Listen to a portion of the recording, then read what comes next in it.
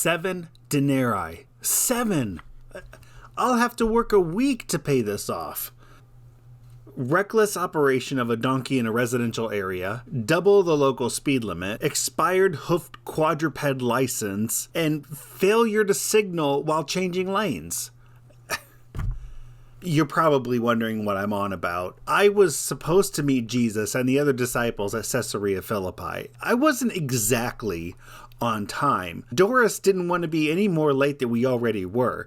And yeah, maybe I was driving a little faster than I should have been, but Doris insisted we go that fast. Who's that?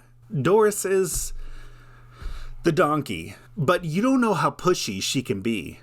Okay, don't misunderstand me. I'm well aware that I got myself into this mess, but sometimes we don't create the mess we're in. Sometimes we're in so far over our heads we can't fix the problem with 7 days worth of work. And while we always ask that God be with us in everything we go through, good times or bad, when things are really bad, we usually are looking for God to help us. We look to Him to save us. And sometimes God keeps us from going through hard times, and sometimes His rescue is harder to notice. Take Moses as an example. He was born during a very dangerous time in Egypt. At the time, Pharaoh gave an order that any Hebrew girl born should be allowed to live, but any Hebrew boy born should be thrown into the Nile River. Now, Moses' parents were Hebrew, which of course meant that they were ordered to throw Moses into the river, to let him drown. They hid Moses for as long as they could, but it soon would become obvious that there was a boy living in their home. They worshipped God and tried to do what He says, but the situation became impossible.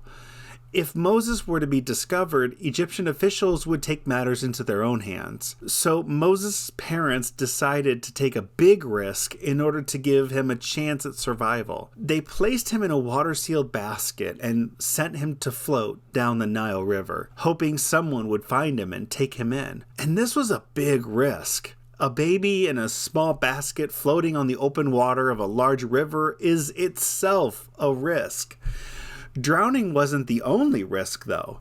There was also the risk of becoming a lunch to a crocodile, a hippopotamus, or monitor lizard. Now, Moses was still subjected to the law and to the river. God's rescue didn't arrive before he was placed in the river. It arrived after. Moses was found by the daughter of Pharaoh himself, and Moses' own mother was hired to nurse him. Even though God's rescue may not prevent us from passing through hard things, and though it may not arrive when we want, God is always good. He isn't the designer of danger. We may go through impossible times. We may float in dangerous waters, and God may choose to rescue. But even if He does not, our lives take on eternal significance because God's good purposes are eternal. Well, I should probably go take care of this.